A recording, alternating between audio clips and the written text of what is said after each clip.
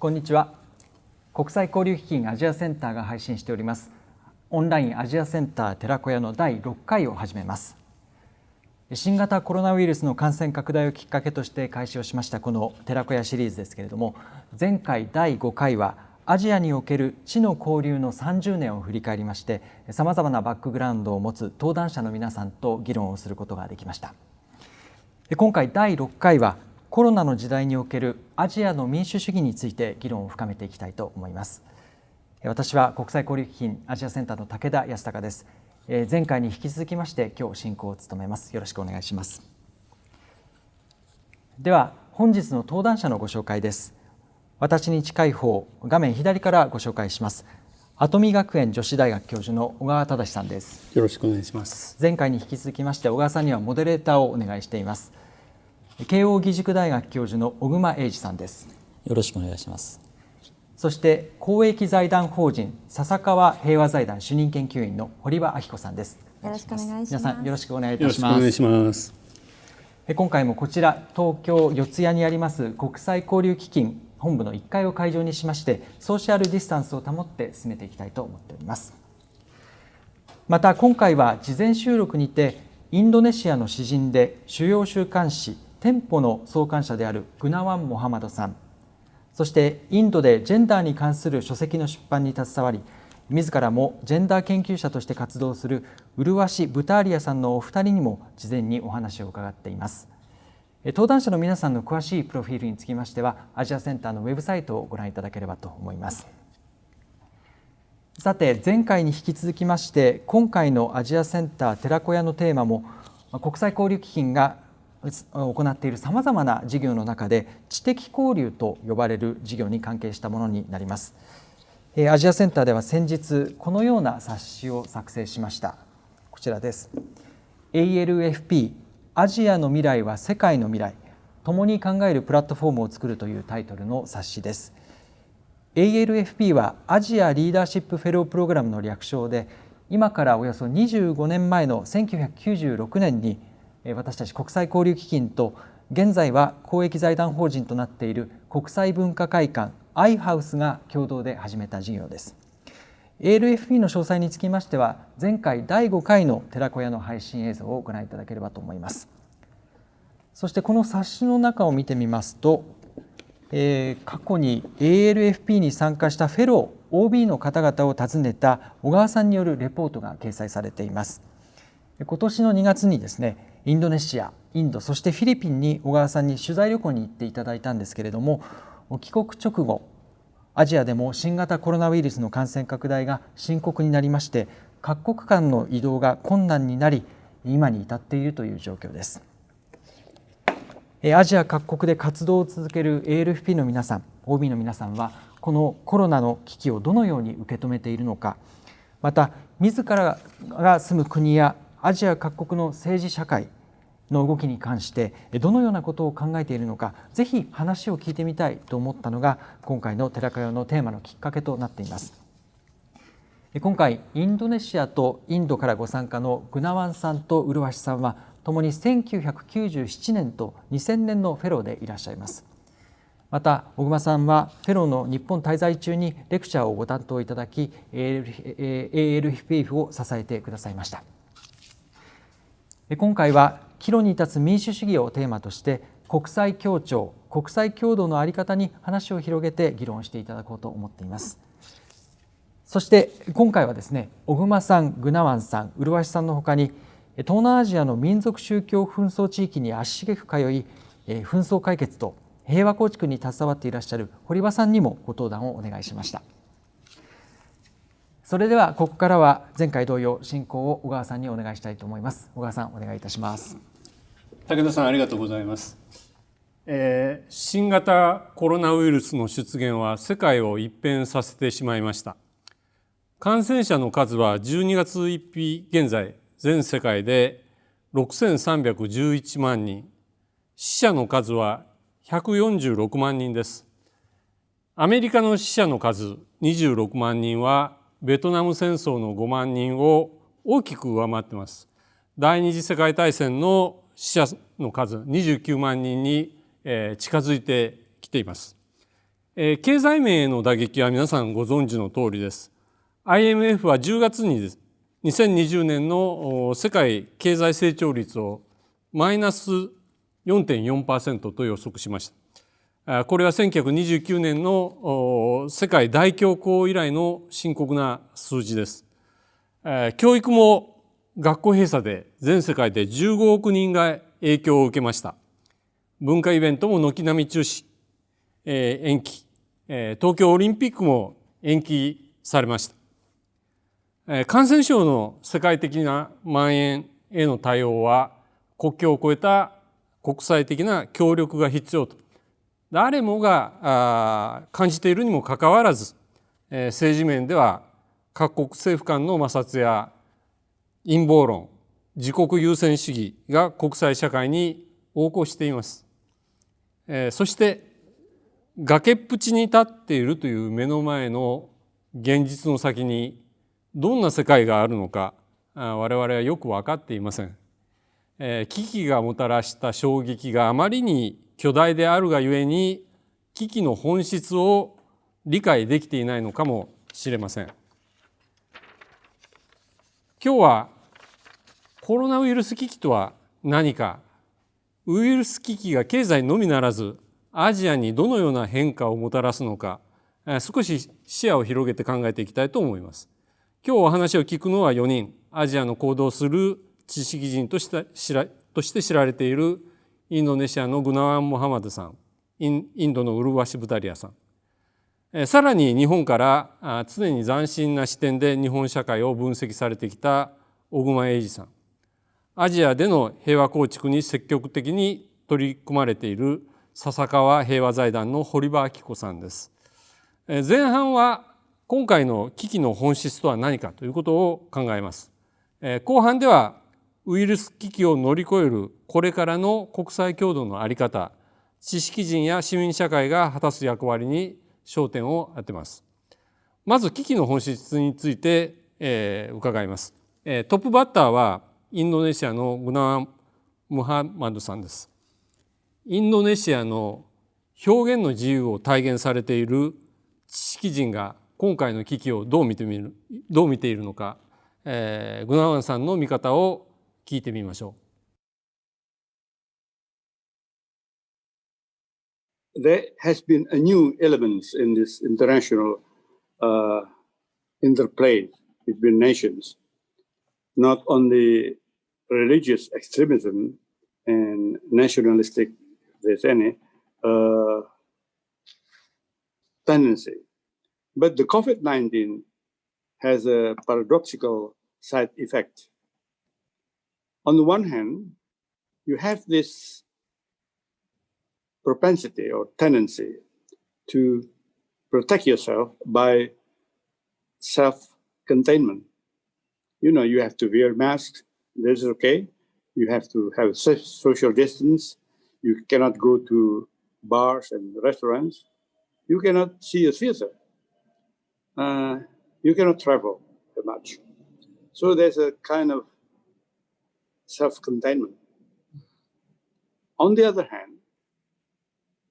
this self-protection also generates a new idea, a new conception of the other. You know, you protect yourself, but at the same time, you protect others, foreigners, strangers, no matter what. And vice versa. You protect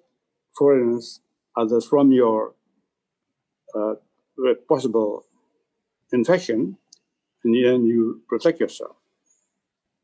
There is a possibility that the war against COVID-19 is disrupted by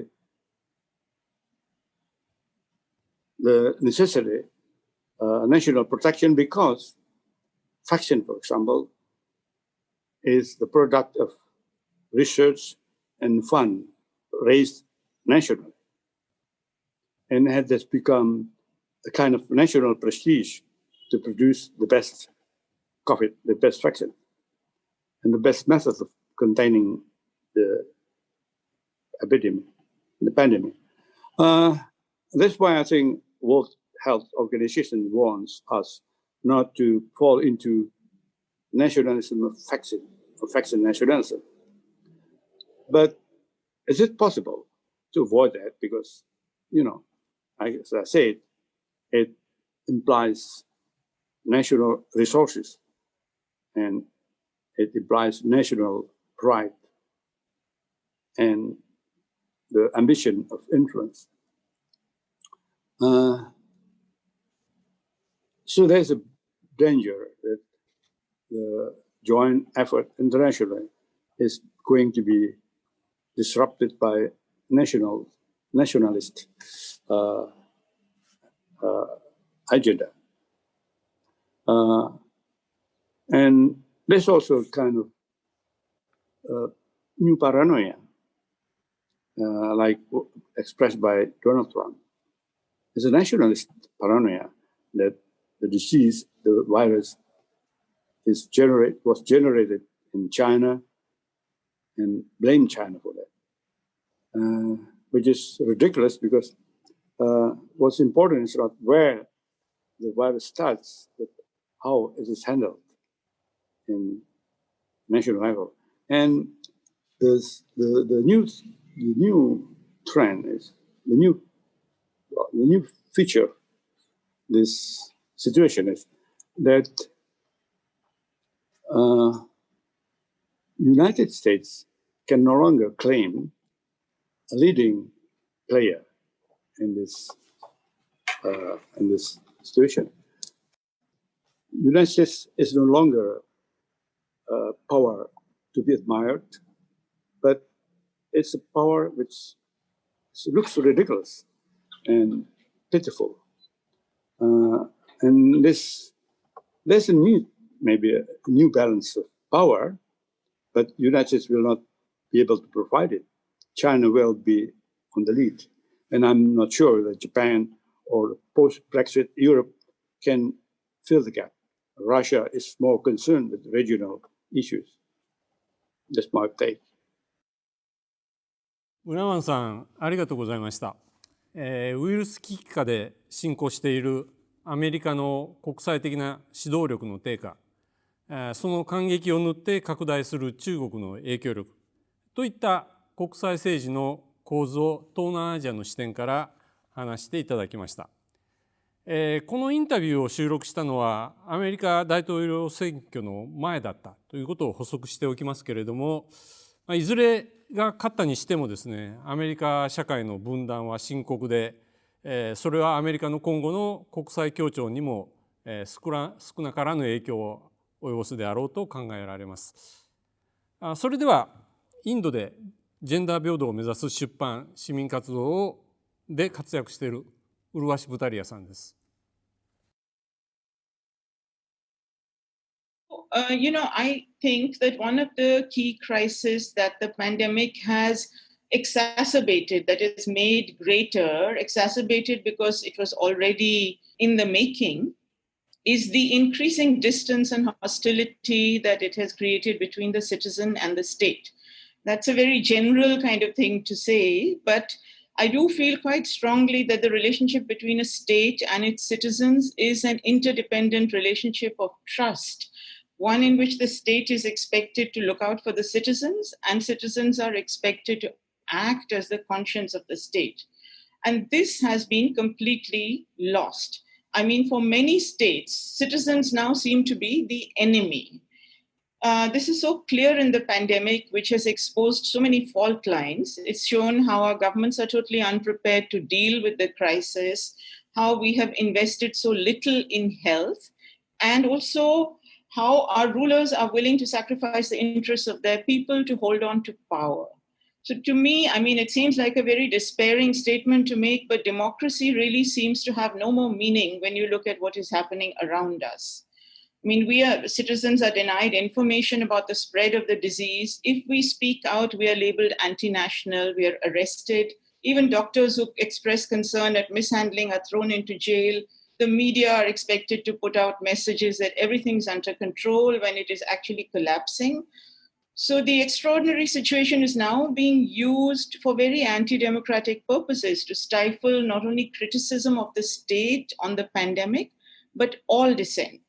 And because courts are functioning only virtually, citizens really have no hope of justice.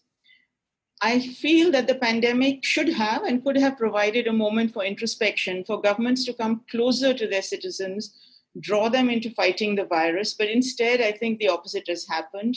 And citizens are being told they must stand by their governments no matter what. In India, as you know, the lockdown was hastily imposed with 4 hours notice, and it led to untold misery for our workers who became jobless overnight and are still jobless. It created huge unemployment among both organized and unorganized workers, and there is no sign of the disease abating, and the economy is in a downward spiral. There's also huge loss, I think, because of isolationism and the blaming of others. I'll give you an example.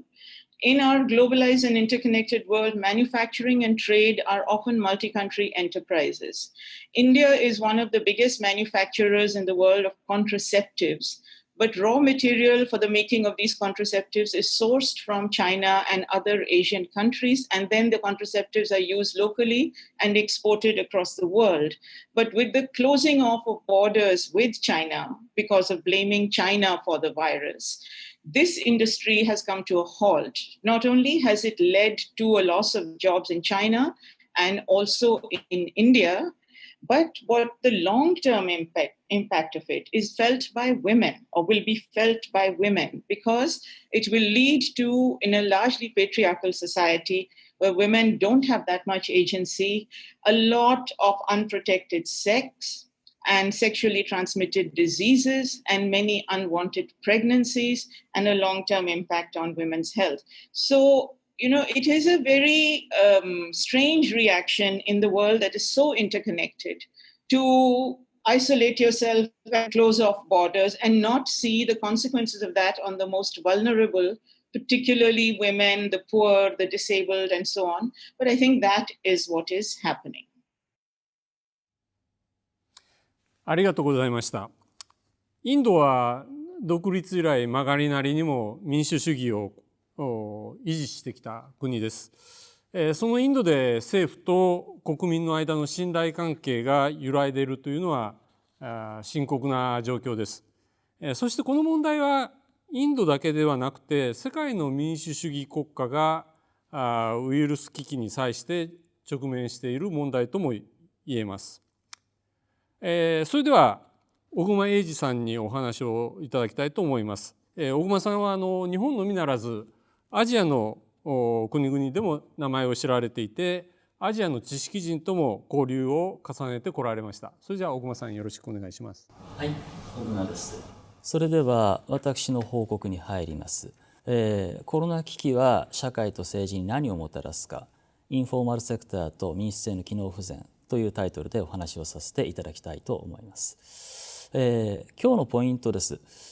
コロナ危機と非正規労働者、自営業、インフォーマルセクターという概念、それからグローバル化と政治の分断、両極化、この3つについて簡単に私の見方をお話ししたいと思います。まずですね、日本においても非正規労働者と自営業がコロナで打撃を受けました。このことについては私が細かく話すまでもなく、非正規雇用の方々の方が職を失った人々が多く、また自営業の方々の方が収入が下がると予測している方が顕著に多いわけです。で、これは世界でも同様の傾向があります。で、日本に即してお話をいたしますと、打撃を受けたのは就業者全体の中の下の方の 45% ということができるかと思います。実は、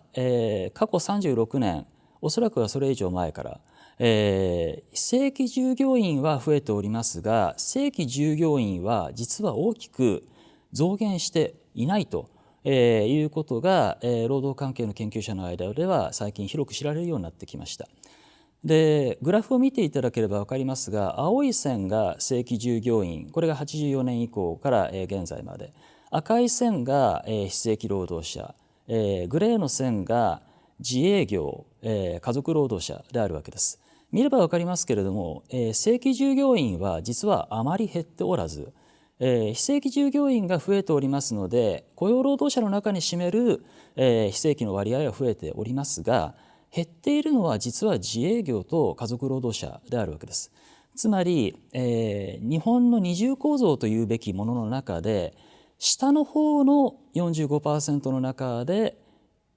自営業から非正規雇用への移動が起きているという見方もできなくはないでしょう。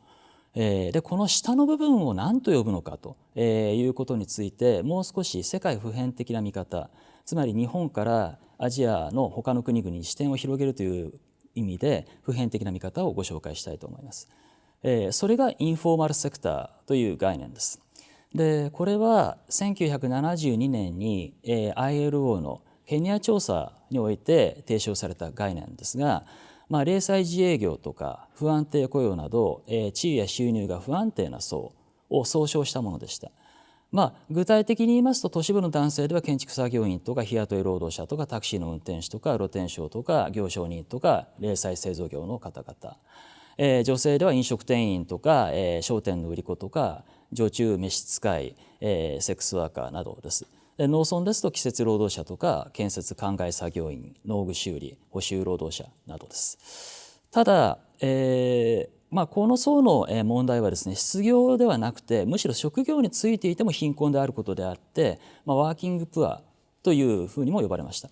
でワーキングプアといいますと、日本の方々にも耳なじみのある言葉になってくるわけですが、実はこのような層にあたるものは日本の学者も ILO が72年に提唱する前からこういう人々がいるということについて指摘をしていました。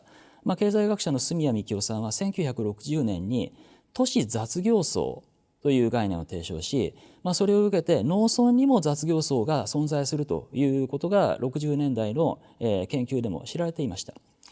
で日本とも無縁とは言えないのですが、1970年代の各国調査の地域別平均では、この層がアフリカとか中南米とかアジアなどで都市人口の 35% から 57% を占めているという調査が出ておりました。でこういう人々はですね、当初70年代ぐらいは、近代化とともに減少すると考えられていたわけです。ところが冷戦後の旧ソ連圏、東欧圏、それから新自由主義改革後の中南米諸国、それから97年のアジア金融危機の後の東南アジアなどでは、むしろこのセクターは増大しているというのが各国の研究で分かってきました。でそしてまた、ヨーロッパでも無縁ではない。98年の欧州委員会の調査では EU 全体の、非点検労働、つまり自営業とかパート労働とか臨時労働は就業人口の約 30% という結果が出ました。でもこういった流れを受けまして ILO の方でも2000年前後に先進国を含めた形でこのインフォーマルセクターの定義を見直しました。で現在では、こういう人々は、いわゆる発展途上国だけではなくて先進国もいると。で世界銀行の測定では、東アジア太平洋地域で 50% ぐらい、欧州中央アジアで 38% ぐらい、ラテンアメリカカリブ海で 62% ぐらいで、中東北アメリカ 40% ぐらい、南アジア 40% ぐらい、サブサハラアフリカが 67% ぐらいいますが、世界平均で 54% というふうに言われております。でこの問題は国連も注目しておりまして、皆さんにも耳なじみのある SDGs というものが2015年に2030年までの持続可能な開発目標という形に設けられたわけですけれども、あれは17の目標と169のターゲットでなっているわけですが、このターゲットの一つに農業以外におけるインフォーマル雇用の割合を低めることというのが含まれているわけです。でこれがですね、やはり政治にどう影響するか、ということなんですけれども、いきなり古典になってしまって恐縮なんですが、アリストテレス、古代ギリシャの哲学者ですね、の著作である政治学によれば、富んでいる人と貧しい人の分断が大きい国家というものは安定しません。その国家全体の総意というものが作れなくなるからです。で両者の中間になる、仲介役に果たす人たちが必要であるというふうにアリストテレスは書いています。で同じくアリストテレスによればですね、民主制は小さな国でしか成り立たない。大国は中央集権的な王政にしないと統治は難しいというふうに述べております。どうしてかといいますと、やはり人数が多くなるとどうしても総意を形成するというのはこれは難しくなりやすいということは、これは直感的にも分かることかと思います。地理的に大きくなってもそれはなかなか難しい部分が増えます。で、現代でも見渡してみますと、民主制が機能していると言われるような国は中国やアメリカのような大きい国よりはむしろ北欧など、人口が500万とか700万とかの格差の少ない小国であるという傾向が見ることができるかもしれません。しかしここでパラドックスなのは、経済のグローバル化に対応するためにはやはり国内市場や政府の規模が大きい大国でないと難しいという側面があります。ですから小さな国ではなかなかグローバル化に対応できないので、ヨーロッパの小さな国々も EU の統合という形で政治単位あるいは市場規模を大きくするという形でグローバル化に対応しようといたしました。しかし現在では、EU 全体の民主的な統合というのが難しくなっているということもよく報道される通りです。結果として言いますと、グローバル化というものは、格差や分断の拡大とそれから国を大きくするということを誘発しやすいと言えます。そうなってくると格差や分断が大きくなるという側面から言っても、国を大きくするという側面から言っても、グローバル化と一国単位の民主制というものはなかなか両立しにくい側面があるというのが一般論的に言えるかなと思います。で、コロナ危機で起きたことというのは、アジア金融危機などでもそうでありましたけれども、グローバルな危機で経済が収縮するとインフォーマルセクターが打撃を受けやすいわけです。で、また中間層からの下降流入によってインフォーマルセクターが増大しやすいと考えられます。で、こうして生じる一国内の分断の拡大は特に大国において民主制の機能不全や権威主義を誘発しやすいと考えられるのではないかなと思います。で、日本でも政治の分断は生じておりまして、実はこれも、グラフを見ますと2012年以降の、国政選挙の、得票総数です。赤い線が自民と公明の得票総数です。青い線が李剛衆さんが著しいんですけれども、広い意味でリベラル系と分類される諸政党を合計した得票総数です。で、自民公明で約2700万前後という数字は実は2012年以降現在までほとんど変わっておりません。そしてまた、いわゆるリベラル諸政党と、呼ばれる政党の合計得票数も2000万前後でほぼ変わっておりません。で、棄権が約5000万前後、であるわけです。で、このような形で、いわば投票先の固定化という現象は日本でも、見ることができます。これはアメリカでもよく論じられている通りであるわけですが、これを、一種の政治的な分断の表れと見ることもできなくはないでしょう。ただ日本の場合にはこの一種の民主制の機能不全と呼べるものが棄権の増加という形で現れております。ですから日本の場合には、自民公明の長期政権の継続という形で生じてこの現象が現れているわけですが、他の諸国でよく注目されるような、例えば二大政党の両極化でありますとか、あるいは極右政党の台頭という形にはなっておりません。これは危険が多いから、日本の場合はそうなってないという見方ができるかと思います。しかしある種の両極化が起きていると見えなくもありません。コロナ後になってきますとこの動向がどうなってくるのかこれは分かりません。危険の中である一定の新興政党にいきなり集中的に投票が起きるという現象もありえないとは言えないでしょう。はい、では結論に参ります。で、コロナ危機の後にはやはり非正規労働者と自営業という日本の二重構造の下の部分に打撃を与えたということが言えるかと思います。で、この部分は国際的にはインフォーマルセクターというふうに位置づけられると思います。で、このセクターはグローバル化とともに増大傾向にありまして経済危機によってより増加しやすいと考えられます。で、グローバル化と経済危機による格差と分断の拡大は民主制の機能不全と権威主義を誘発しやすいと言えます。で、コロナ危機はこうした傾向を加速したと考えられますが、まだ将来は分かりません。ご清聴ありがとうございました。はい、小熊さんありがとうございました。ウイルス危機がインフォーマルセクターを直撃しているということでした。発表の中でですね、インフォーマルセクターは近代化とともに減少すると考えられてきたのが、グローバル化、市場経済化の中で増加傾向にあるという発言が私はとても気になりました。というのは、宗教も同じで、近代化すると宗教っていうのは存在感が薄れていくというふうに考えられていたのが、20世紀後半末からですね、各地で宗教の復興現象というのが起きていると。この2つの異なる次元の現象なんですが、どこか符合するような気もいたします。それでは続いて堀場明子さんにお話をいただきます。堀場さんと笹川平和財団はフィリピンのミンダナオであったり、インドネシアのスラウェシマルク、タイ南部といったようなところで発生している紛争の平和構築活動に取り組んでこられました。堀場さん、じゃあよろしくお願いします。ありがとうございます。笹川平和財団の堀場と申します。ではスライドの方よろしくお願いいたします。まずコロナで何が大きく変わったのかっていうことはいろいろ言われてると思うんですけれども、私実はそんなに何かが大きく変わったっていうよりも、今まですでにあった問題が可視化された、もしくは、問題が浮き彫りになったというふうに思っています。次お願いいたします。で、まず先ほどの小熊先生のお話にもありましたように、コロナで最も大きな影響を受けたグループ、地域、人たちっていうのはやはり貧困家庭だったり、シングルマザーだったり、外国人労働者だったり、派遣社員だったりっていう形で、日本でももちろん可視化されていると思いますけれども、アジアでもまさにインフォーマルセクターの人たちが一番大きな、社会的弱者と言われるような人たちが一番大きな影響を受けたというふうに思います。でまたエッセンシャルワーカーという言葉もコロナで出てきましたし、エッセンシャルワーカーの人たちの大切さっていうのも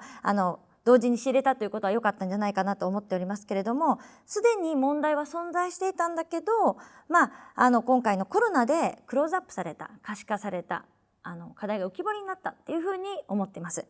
でアジアの民主主義の課題っていうのも同じで、私が思うにやっぱりコロナで大きく変わったわけではなくてですね、すでにあった問題がさらに可視化されてきたということが言えるんじゃないかと思っています。で権威主義体制が強化されてきてるっていうふうにコロナ前から言われてきましたけれども、どういうことなのかといった時にですね、今我々笹川平和財団でもさまざま調査をしてますけれども、一つ大きな問題で東南アジア各地で見られるのがシュリンキングシビックスペースっていう言い方を我々はしてるんですけれども、シビックスペースっていうのを例えば市民社会が活動する場だったりとか、政府批判を含めたさまざまな意見を自由に出し合って、本当だったら問題解決の糸口を探るような場にしたいんですけれども、そういう自由に話す場、集まる場、組織する場、そういうのがそういうのをシビックスペースというのであれば、それに制限がかかってきているというのが今問題、民主主義の課題になっているんじゃないかということでさまざま調査をしています。で現在そのシビックスペースっていうのが全てコロナのせいにしてさらに縮小され抑え込まれようとされているというのを多くの各地の市民社会団体の方たちが言っているということになります。でインドネシアではパンデミ雑誌とかいう言い方で、パンデミック化ということで全てをコロナのせいにして物理的にすでに私たち会えてませんけれども、さらにいろいろな形でコロナのせいで動きを止めているということが言えると思います。例えばタイのデモとかですもんね、3月以降一度も非常事態宣言を下ろしてないんですね。ずっと継続でつい最近は2021年の1月15日まで延長しますというふうに発表しているぐらい、やっぱりこれは次お願いします。テロのデモを抑え込むということでコロナを使ってるんじゃないかというふうに言われています。でもう一つ大きな問題っていうのが忘れ去られた存在がさらに忘れ去られているということなんじゃないかなと思ってます。で我々日本でもそうですし世界もそうだと思うんですが、コロナが始まって身の回りのことに毎日がちょっと大きな変化が生じているために追われていて、それで大体メディアもコロナの話ばっかりということが言えると思います。そうすると他の課題は後回しになりそして今までもあまり報道されていなかったような紛争地ですねの現状っていうのはもっともっと忘れ去られているというような状況になっていると思います。で次のスライドお願いします。で例えば私が今10年ぐらい通っていますタイ南部のパタニの紛争なんかも全くもって忘れ去られタイ南部でも忘れ去られてますし、アジア域内でも我々にとっても全く忘れ去られた紛争地になっているんじゃないかなと思います。でタイは皆さんご存知の通り仏教徒がほとんどを占める国ですけれども、マレーシアとの国境の一部分ですねには8割以上のムスリムの人たち、そしてマレーシアと同じようにマレー系の言葉を使うマレー系のムスリムたちが住んでいる地域がございます。で以前はパタニ王国と言われるところだったんですけれども、イギリスが植民地支配、マレーシアを植民地支配をし、でタイは独立国として残っていましたけれども、そこでアグリーメントをしですね、今の国境線が引かれると。でその時にパタニ王国があった部分がですねタイ側に編入されてしまったと。でそれ以降、国民国家形成に向けた同化政策の中で、彼らのアイデンティティ、パタニ王国のアイデンティティが危機にさらされるということで、分離独立運動がずっと起きてきたと。で一旦は暴力事件は減るんですけれども、2004年以降紛争が再燃しまして、今に至るまでに7000人以上が犠牲になっている紛争がございます。でやはりコロナになってこういう紛争があることすらもちろん知らない方も多かったと思うんですけれども、域内でもやはり話が全然出てこないということになっています。次お願いいたします。で紛争地ではですね何か大きく変わったかっていうと、実はあんまり変わってなくてですね、今まで通り治安部隊の監視が厳しく制限され動きも制限されてますし、監視も厳しいんですけれども、さらにコロナというのを理由にしてシビックスペースでね、先ほど言ったような市民社会の人たちが活動する場っていうのを制限しているというのが見えると思います。またコロナになってですね主要武装勢力の BRN というバリサン・レボルシュ・ナショナルという団体があるんですけれども、武装組織があるんですけれども、一応停戦は申し出たんですけれども、またちょっとタイ政府側が殺害を実行ということでまた再び暴力事件が起こる。なのでコロナによって暴力事件そのものは実は少し減ったかなり減ったんですけれども、まだ暴力事件が続いている状況です。で減ったと言いましても、なぜかというとやっぱり国境が封鎖されて、BRN のメンバー、武装勢力のメンバーが逃げるところがなくなった。大体みんなマレーシアに逃げてるんですけれども、それができなくなった。またマレーシアで逃げた人たちがトムヤムクンのレストランを開いてるんですけれども、そこで得た収入をBRN に流すということが行われましたが、ロックダウンでみんなそれができなくなったということで、いろんなもちろん影響を受けているということが言えると思います。でもう一つ忘れがちというか忘れているのがやっぱり、テロ組織といいますか、過激化の動きじゃないかと思います。次お願いいたします。でやっぱりテロ事件等々はコロナ禍では全く報道にないように実際減ってるっていうのは言えると思いますが、リクルートはネット上で活発に続いているというふうに言われています。で我々もインドネシアの団体と調査を続けていますけれども、やはりストレスを抱えている、今コロナ禍でストレスを抱えている人たちに不安を払拭するような、そういう魅力的な言説でリクルートをしているというふうに言われています。でさらにやはりAI 等々が進んでますので、ネットで検索する時間コロナで増えまして、でさらに自分が見たい情報を検索し AI がまた連れてくると、情報をまた似たような情報を見せてくるというようなことも相まってですねリクルートがかなり進んでいるというふうに聞いております。次お願いします。で例えばどんな感じで話があるのかっていうので我々調査の中で聞いてきた話ですけれども、まずコロナっていうのは神からの神の兵隊だっていうんですね。でコロナはテロ組織の人たちが思う我々を批判している人たちの罰だと、もしくはコロナっていうのは不敬を行っている人類への神の怒りだと。でだからこそ謙虚な我々はコロナにならないよと。なのでじゃあっていう形で勧誘っていうのも一つあるというふうに聞きました。でまた先ほどの麗さんの話でもありましたけれども、政府に対する批判っていうのも非常に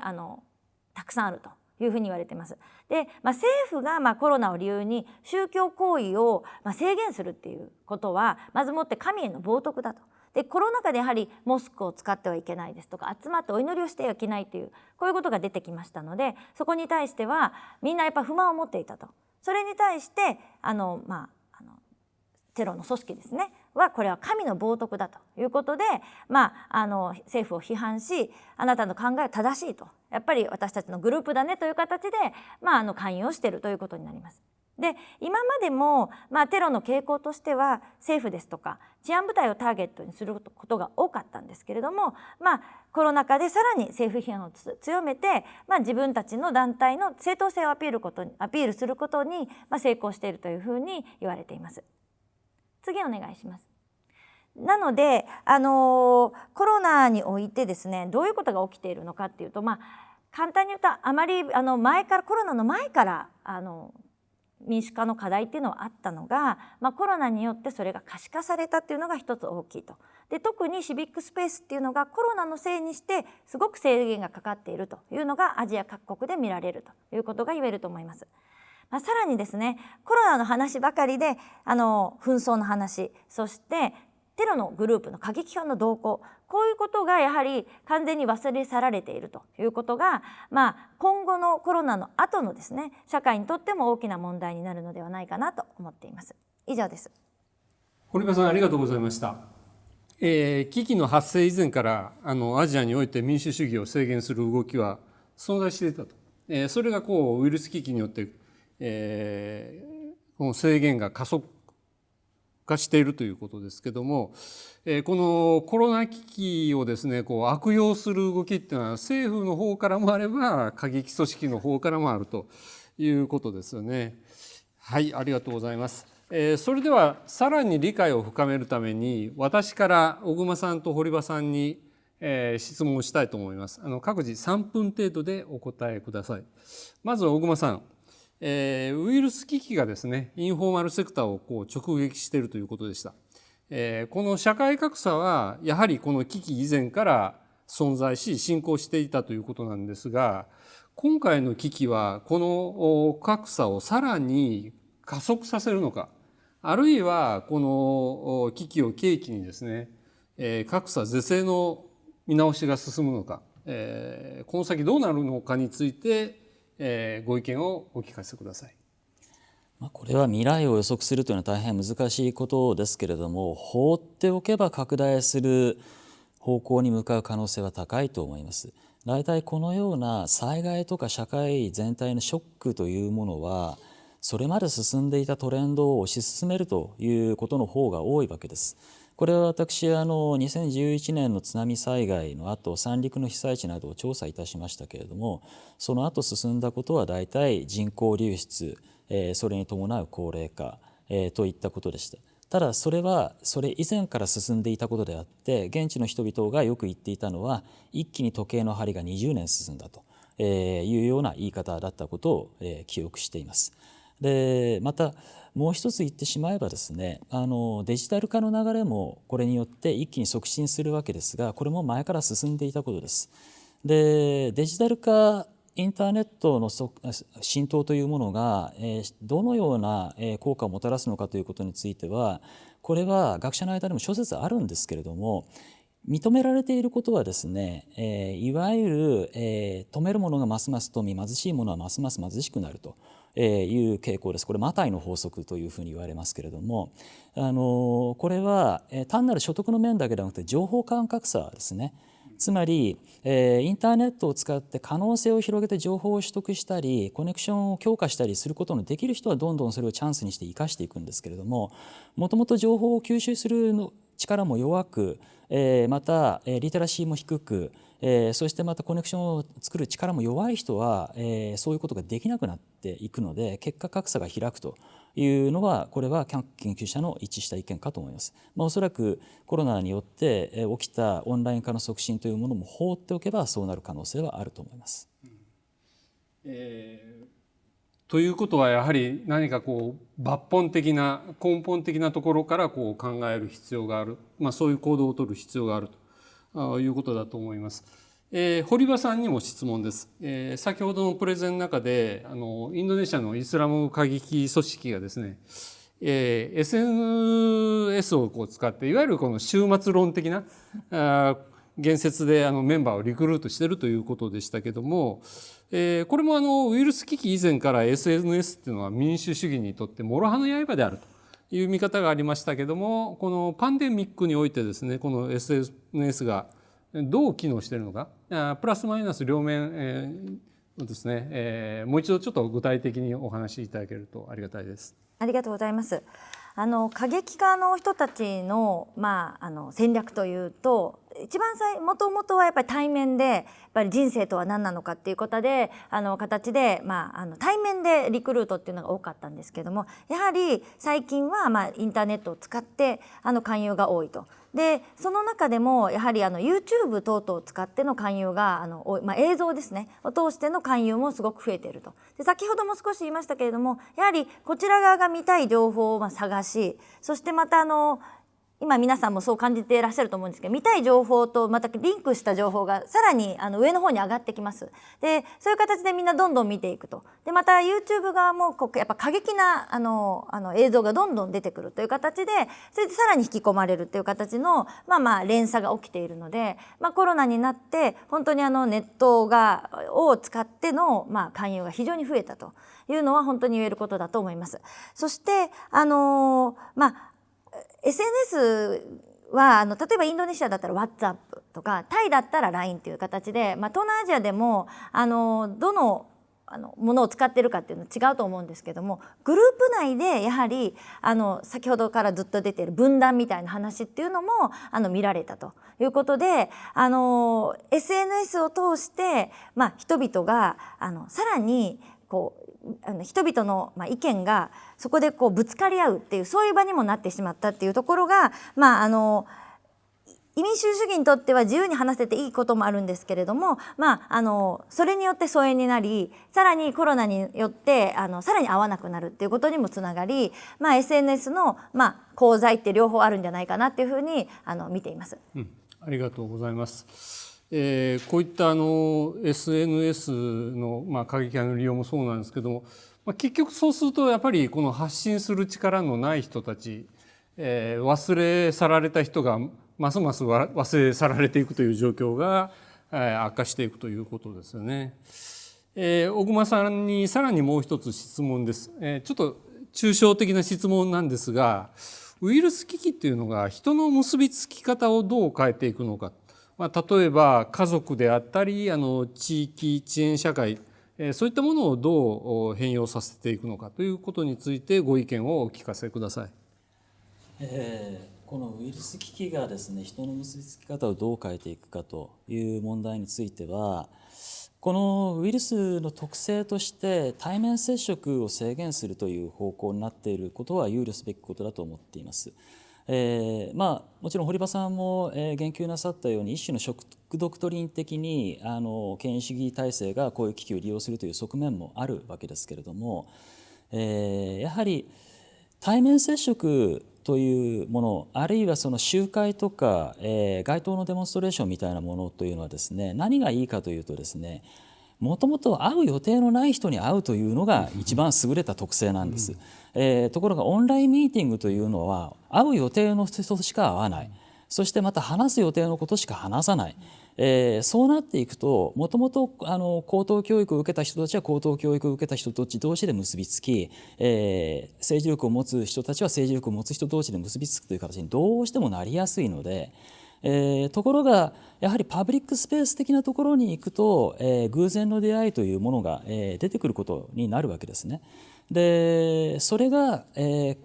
シビックスペースという言い方をしてもいいんですけれども、いろんな階層の人たち、あるいは多様な人たちというものがですね、集まって話ができる場というものが確保されるということがとても大切になってくると思います。でこれは先ほどお話もありましたインフォーマルセクターというものと、それから宗教復興という問題もお話がありましたが、私の見方で言えば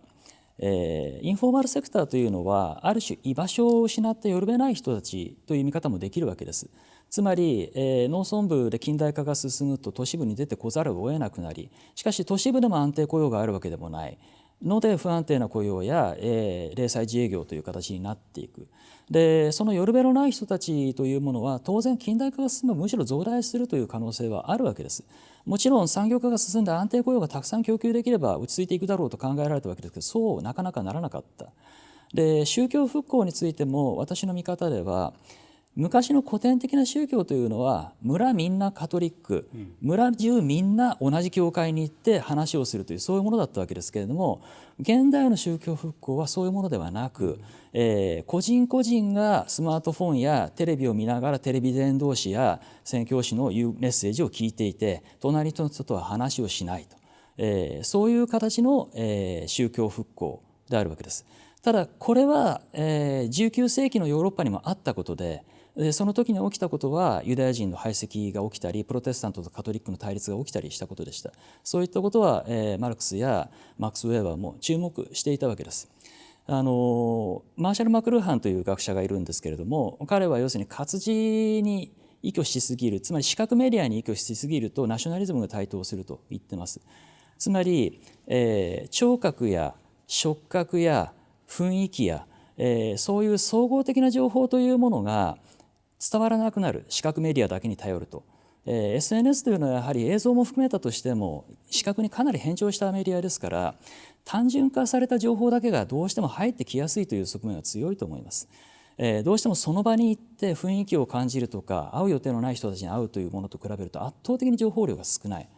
でやはりそうなってくると共通性を持つ人たち同士で結びつきやすくなるんだという、だからナショナリズムが台頭するんだというのがマーシャル・マクルーハンの主張だったというふうに私は理解してますけれども、放っておけばやはりそういう形になりやすくなってくると思いますね。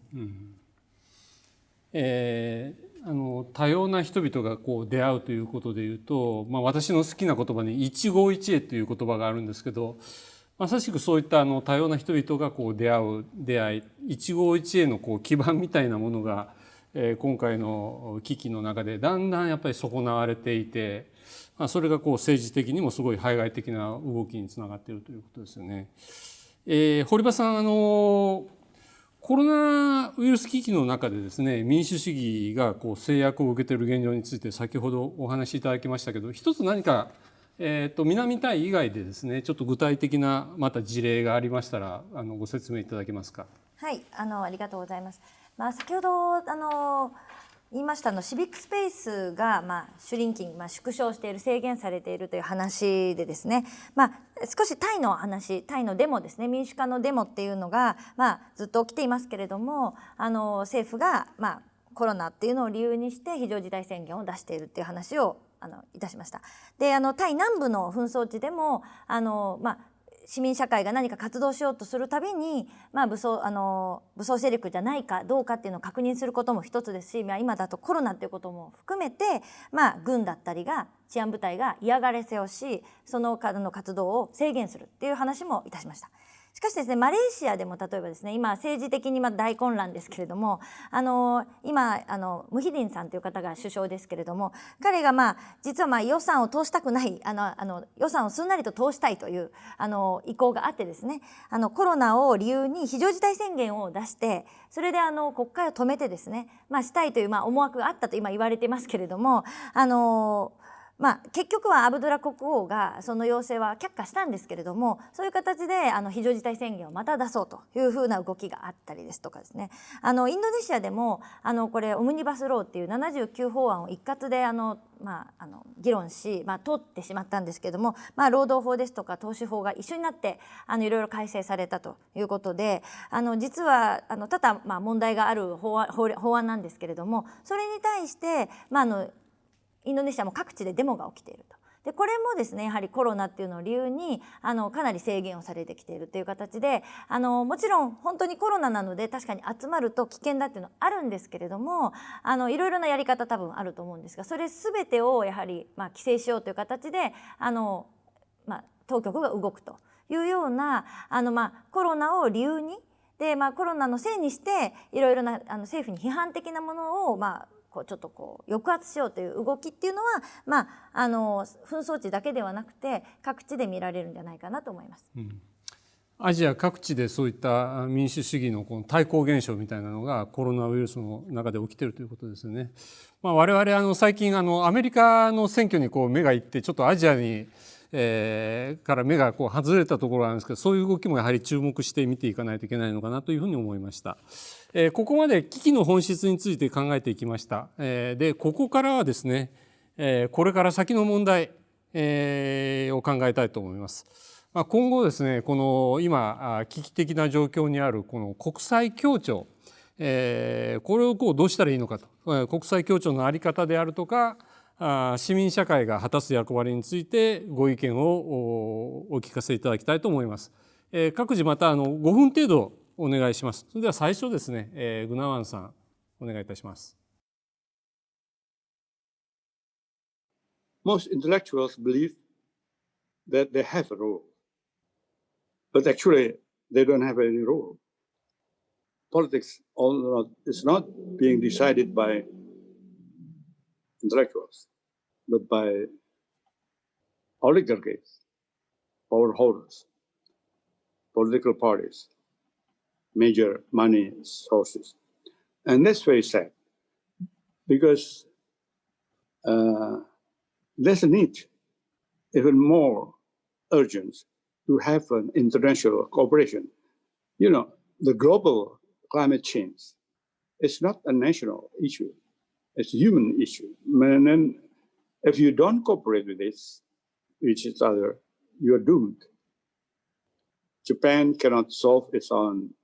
climate problem without having other countries help. It requires a new internationalism. In the past, internationalism was the move of the left, the labor movement, and etc. Now, internationalism should be the move, an environmental, the green. So the new green, the new red is green. But it requires a lot of education. And the fact that the United States, a country which has the most prestigious universities, fails to listen to this is a very alarming trend. I think the hope is that Donald Trump will be replaced by a new, more international-minded leadership. Then maybe people from Japan, from Indonesia, well, we have a very limited influence in the world, but Japan has a more voice in international conversation than, for example, Indonesia, maybe Korea too. Now the worry is that aside from this problem with international cooperation, dealing with climate change, global pandemic, is the military build up some countries and the new territorial, more expensive territorial idea of China, which creates a lot of problem with Vietnam and the Philippines. And now the question is whether the world, without a democratic country leading the way or becoming a model, will be tempted to justify technocratic politics of controlling population like in China. 一国の中での知識人の無力さをグナハンさん嘆いておられました。でこの無力さを超えていくためにやはり国際的な協調が必要で、新しい国際主義が求められるんだというふうなおっしゃってました。その中でアジェンダとしてですね、環境問題への取り組みが大事だというふうにグナハンさんはおっしゃってます。それでは次にウルワシ・ブタリアさんビデオを見てみたいと思います。So I think that public intellectuals and civil society are really the conscience of our societies. They are the ones who speak truth to power, and they do so because they have no power to lose. They have the power of words and expression, but they don't have any real political clout and so on, unlike politicians. So here in our country, and I think in many other countries in Asia, public intellectuals are speaking out. Many of them are being threatened and are being silenced. And yet the interconnectedness of our world is precisely the reason why their voices cannot easily be silenced. So for example, if they're not able to protest on the streets, people have taken to the internet and used the internet actually very effectively to mount their opposition to many of the things that are going on and to argue for a more humane society. I think that the really important way to address what is happening is for our governments to actually take our citizens into confidence and share with them their ideas. So I'll give you an example, because for me, the best way to answer these questions is by looking at actual examples. So in the early days of the pandemic, the state of Kerala in India, which has followed a people's planning process for many years, involving people at every level of governance, dealt really well with the pandemic and kept the numbers down because the people were involved and taken into confidence by the state at every stage. And the state did its best to treat people, including migrant workers who worked in Kerala, with deep respect. So for migrant workers, for example, they provided free food, they put out packages of relief and so on. And the food, because they understood that at that moment, what the migrant worker most wanted was to feel a sense of home. So the food that was provided was local food, local to their home states. And they were called not migrants, but guests. So there were small things like this that helped that state to initially control the pandemic. Now the numbers have gone up, and that is because after it controlled it internally, it opened its borders to people coming back from abroad and so on, because Kerala's is an economy where a lot of money comes in from abroad, from people who are working outside. So I think if we could have all looked at the Kerala model within India also and thought, how can we do this? Similarly, I think at an international level, why is it that leaders across the world or even Asia cannot get together and think about the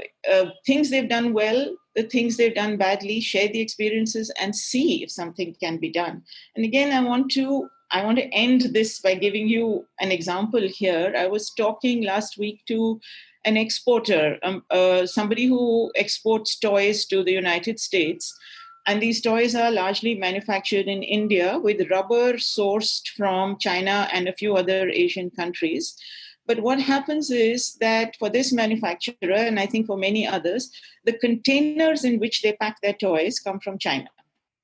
And now with trade from China being stopped, they have no containers, which means they cannot send their consignments, which means they lose money, which means 3 countries, China, India, and the United States, have losses, economic losses and losses of jobs. And I don't see why, while we are tackling the pandemic, these channels cannot be kept open so that at least some of the negative impact can be mitigated. I mean, is it so difficult for states to talk to each other and to talk to their citizens? That is my question in answer to your question. ウルヴェさんありがとうございました。南インドのケララを例にですね、政府の国民に対する情報公開であるとか、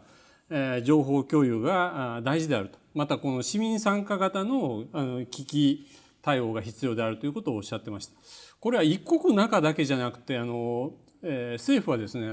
国外海外の市民に対してもこの正確な情報を提供していくということが大事なのかなと、いわゆるパブリックディプロマシーの重要性、といったことも考えさせられました。それでは小熊さんよろしくお願いいたします。ご質問の趣旨は要するに知識人として何ができるかという話と、それから普通の人の人間として何ができるかという話に次元がいくつか分かれると思いますが、一般論としてですね、近代化というのは私の考えるにはやっぱり自由と可能性が広がるということだと思うんです。ただ自由と可能性が広がると格差が開いてよるべのない人たちが増える可能性も増える。そういうものだというふうに私は理解しています。で、災害とかパンデミックはそれをより極端な形で推し進めると言えるわけですが、逆の見方をすれば可能性も広がるというか、不安定化している状態の方がいろいろやれる余地というのも出てくるというのも言えるわけです。これが一般論です。で、知識人に何ができるかという次元の問題で言えばですね、確かに政治力があるというわけではないかもしれませんが、言葉の力あるいは違ったものの見方を提示するというのが知識人とか芸術家の役割であるわけです。で、不安定になってくる、あるいは突然のショックが起きるという形になってくると、人々はこの世の中をどうやって考えたらいいのだろうかとか、自分はどう振る舞ったらいいのだろうかということに迷いますから、そういうタイミングというものは、ある意味で言うと違ったものの見方を提示してくれる人が支持を受けたり影響力を増したりする一つの好機でもある。もちろん堀場さんもおっしゃるように、別のタイプのその勧誘も進んだりすることもあるわけですが、その状態においてですね、知識人のやれることというのもあるだろうというのが一つの考えです。あと一般論、一人の人間として何ができるかということですが、逆説的な言い方をすると、今は友達を作るいいチャンスです。私パンデミックで3月から4月ぐらいの時期にですね、いろんな国の昔1回あったとか2回あったとかいう人にメールを送ってみたらですね、極めて長文のメールがたくさん返ってきましてみんなコミュニケーションしたいんだなというのがよく分かりました。で、それは別に知識人同士の話ではなくて、最近例えばレストランに行ったりしてですね、どうですか景気はっていうだけでもうたくさん話し始めます。これは今まで、馴染みのなかった、人たちの間でも、新しく友達を作るチャンスでもあります。隣近所にマスク配るだけでも、コミュニケーションの範囲は大きく広がります。そういう、試みというものは誰でもできるものでしょうし、またやってもいいんじゃないでしょうか。それが先ほどの話で言えば、大きな話で言うとシビックスペースを広げるということの、実は一番堅実な道なのかもしれないなとも思います。はい、ありがとうございます。知識人の役割としてですね、言葉の力であるとか違ったものの見方を提示できるということでした。大熊さんは日本がですね単一民族国家であるとみんなが思ってた常識を覆すような見方を提示されて、社会を認識を豊かにしてくれたと、そういう大熊さんがおっしゃる発言だったんで、すごい説得力を感じました。それじゃあ堀場さんよろしくお願いします。はい、ありがとうございます。コロナによってやはり先ほども申しましたように問題が可視化されて、でプラス政府だけではいろいろ対応できないっていうこともすごく分かってきたんじゃないかなと思います。で、東南アジアの国々はですね、やはり政府が全部するなんて全く元から思ってませんし、あまり政府を頼ってない、もしくは政府を信頼していないっていうのがベースにもちろんあるとは思うんですけれども、このコロナでやはり相当の貧困層が食べるものも日々食べるものもなくて困ったっていう時にですね、インドネシア等々ではインドネシアでは例えばドンペット・ドアファとかですね、ザカート財団といわれるイスラム教の記者を集めて、それで助けに行くっていうような、そういうザカート財団っていうのが、貧困層の緊急支援っていうのを非常に積極的にやって、お腹が空いて死んでしまうような人たちは都市部でおいてもそういう人たちの支援でなかったというふうに言われています。で、タイとかでもですね、コミュニティ同士でやはり助け合いがすごく見られてコロナに対処したというふうにも聞いております。なのでやはりコロナによって政府ができないことっていうのがたくさんあるんだっていうのが分かったと同時に、市民社会ができることっていうのもたくさんあるので、やっぱりもっと政府と市民社会が役割分担して連携していくっていうのが非常に重要だなっていうのに改めてコロナで感じたということがあります。プラスですね、私平和構築の中でも特にピースメディエーションサポートと言われるような分野の活動をしてるんですけれども、ここでもですねコロナ関係なくですね、やはりその権威主義体制が広がっていく、権威主義体制の国になればなるほど他の国にとやかく言われたくないっていうのがありますので、例えば紛争をしているタイとかですね、もちろんミャンマーとかもそうだと思うんですけれども、国連ですとか近隣の国々、そしてアメリカのような大国っていうのが何か乗り出してきて紛争を解決しましょうみたいなことっていうのはそれの政府がですねすごく嫌がるので、何もできない状況がずっと続いていると。そういうところにやはり市民社会っていうのが影の存在じゃないですけど裏方という形にもなるかもしれませんけれども、市民社会が入っていって、そして和平の仲介のための下準備をするっていうことが、世界各国で今起きている状況だと思います。なので市民社会の役割っていうのが、コロナに関わらずですね広がっていっていると。でコロナによってさらに気づかされたということが言えるんじゃないかと思います。で日本は政府を逆に頼りすぎてるんじゃないかなっていうふうに私は思ってまして、政府はプラスあんまり日本の場合も市民社会を信用していない、信頼していないっていうところが問題になってるんじゃないかなと思います。で市民社会ももっとプロフェッショナルに活動できるようになる、こういうキャパビルっていうのも必要だと思いますし、政府も市民社会のそれぞれの団体を役割分担できるパートナーとして一緒に連携する、共同するっていうのがもっと求められてきているんじゃないかなと思ってます。プラスネットワークということなんですが、日本の中でもやはりそれぞれの地域でその物事の問題解決のために活動している市民社会は多いんですが、それが横にの連携というのはなかなか見られない。でまた日本だと社会運動になっていくみたいなところもやはり難しいと。でプラスアジアでもたくさんいろんな活動をしている人たちがいるのをもっとやっぱり日本と東南アジアが交流して、そして先ほどの麗さんの話ではないですけれども、やっぱり経験を共有し、そしていいところを学び合い、失敗も学び合いっていう形で共に連携していく、でネットワークを広げていくっていうのも非常に求められていることなんじゃないかなと思います。ありがとうございます。今の堀場さんの話の中でですね、イスラム系の組織のザカート財団、記者をする財団の話がありましたけども、さっき宗教の復権っていうのがこの20世紀後半から進んでいるという話をしました。で宗教の復権っていうとすぐに過激化みたいなふうに理解されがちなんだけども、宗教が復権してこの宗教が活性化することによってまた市民社会、市民活動が活性化するというプラスの側面もある。そういうところもやっぱりちゃんと見とかないといけないということですね。いずれにせよこの国家だけでは、主権国家だけではできないことっていうのがあって、そこで個人が果たせる役割、市民が果たせる役割、逆に主権国家を超えた国際機関との連携が果たせる役割というのが確実にあるということだと思います。厳しい状況が続いているわけですけれども、やはり希望は失いたくないと。このアジアとのですね交流を通じて学んできたことっていうと、逆境を笑い飛ばすアジアのたくましさ、前向きさなんですね。ということで最後にですね、締めの言葉を堀場さんと小熊さんそれぞれ頂戴したいと思うんですけども、アジアの人々に向けた希望のメッセージを1分程度お願いします。じゃあ小熊さんお願いします。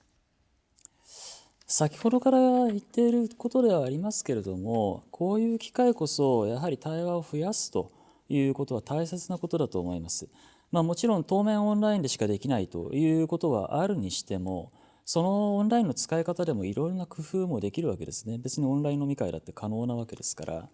でその範囲の中で現在、むしろつながれるチャンスが増える。やはり、むしろつながりに飢えている側面もありますし、こういう流動的な状態の時の方が影響力も発揮しやすいというのは先ほど述べた通りなので、陳腐な言葉ではありますけれども、危機をチャンスに変えるという思考は大切かなと思います。ありがとうございます。じゃあ堀場さんお願いします。はい、ありがとうございます。私は東南アジアによくそれこそコロナで今は全く行けませんけれども、毎月のように東南アジアの国々に、行ってですね、いろんな活動をしているわけですけれども、東南アジア、アジアっていうのは常に不確実性がいつもどこにでもあると、アンサータンティーに溢れてるっていうふうに思ってるんですね。なので日本はその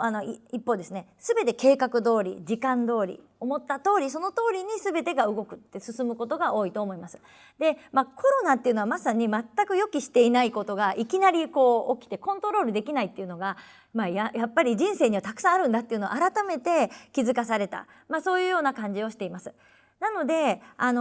もちろん希望通りにいかない、計画通りにいかないとストレスを感じると。で、やっぱりストレスがあるっていうことは、どういうことかっていうと、やっぱり希望と今の現実とのギャップだと思うんですね。でこのギャップ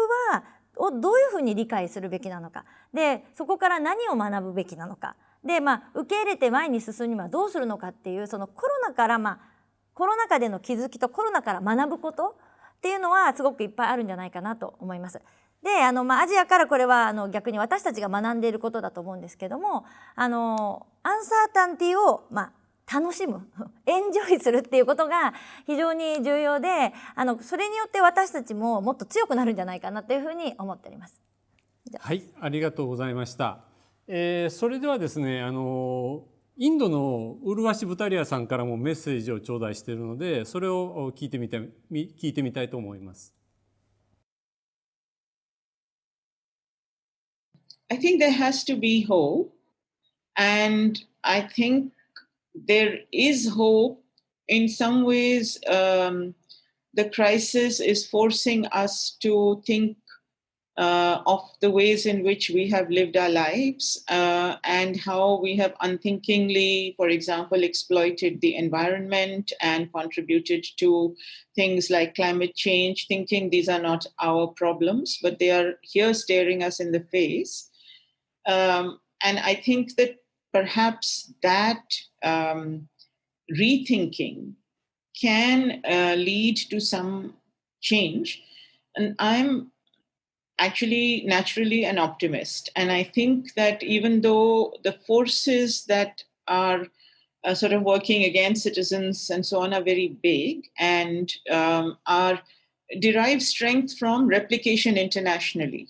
India is not the only country where this is happening. It's happening elsewhere. Yet you cannot sort of dismiss the small attempt. A friend of mine the other day gave me something to understand this by, when she said that people are like termites. Termites are tiny little things who eat into wood, and they can break down or they can eat up a whole house by going at it again and again, and you put medicine to get rid of them and they go away, then they come back. So people are like that, and I think it's not a very nice parallel because nobody wants wood ants and termites in their house. But it is like that. The small efforts, we have to keep making these efforts, and somewhere maybe they will have some impact, and certainly they will have impact in our own lives, in our own rethinking. And I do believe, like Gandhi did, the change has to start from yourself. So I think, yes, there is hope, but it needs to be a much stronger hope to win the battle, because the battle is not like old battles where the enemy was very clear. It's a battle which is very complex, and the dangers are, in ourselves and outside, and we just need to address them in as complex a way as they present themselves to us. So that's a very general remark, but yes, there has to be hope. Otherwise, what's the point? ありがとうございました。世界を変えたいと思うなら自分が変われというガンジーの言葉、これをもう一度かみしめてみたいと思います。我々は今相互依存、相互連関の世界の中で生きています。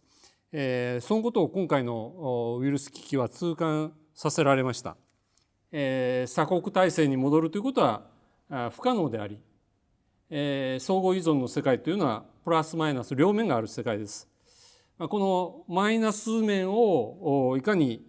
克服するか、プラスをどう生かしていくか、今の在り方をですね、見直すときに置き去りにされてきた人々目を向けて、新たな社会包摂の世界を世界の人々と共に築いていく、それしか道はない、そんなことを考えました。大熊さん、堀場さん、今日はどうもありがとうございました。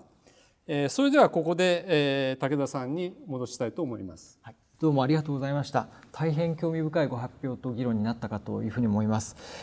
議論の中で何度か言及されてましたけれども、コロナウイルスによって人と人との直接の交流が今できない中で、堀場さんのおっしゃる言葉ですとアンサータンティの中で、逆に友達を作るチャンスもあるし、また対話を増やしていくチャンスでもあるという大熊さんの言葉、そういったことを考えていくとですね、この機会をいかに生かしていくかっていうのは我々一人一人が考えていくっていうことなのかなというふうに思います。また多様な人たちとの出会い、また交流を生み出していく機会をですね、私たちアジアセンター、また国際交流基金がどのように作っていくかということについても考えていかなければならないなというふうに思いました。ありがとうございました。このオンラインアジアセンター寺子屋ですけれども、今後もさまざまなテーマで実施をしていきたいと思います。次回の詳しい内容や配信日時につきましては、改めまして国際交流基金のウェブサイトなどでご紹介をしていきたいというふうに思っております。最後に国際交流基金から一つお知らせがあります。この度国際交流基金 JF の職員が書いた文章が一冊の本になりました。こちらです。国際文化交流を実践するという本です。11月27日に白水社から出版されました。国際文化交流とは何かということをテーマにして、国際交流基金 JF の職員17人がですね、世界各国で自らが携わった国際文化交流の経験を踏まえてさまざまな観点から執筆をしています。今日ご登壇いただきました小川さんにもご寄稿いただいております。私も一章を担当しましたので、ぜひお読みいただければというふうに思います。改めまして、本日ご登壇くださいました小川さん、小熊さん、堀場さん、どうもありがとうございました。ありがとうございました。また映像でご参加いただきましたインドネシアのグナワンさん、インドの麗さん、どうもありがとうございました。これでオンラインアジアセンター寺子屋の第6回を終わります。どうもありがとうございました。ありがとうございました。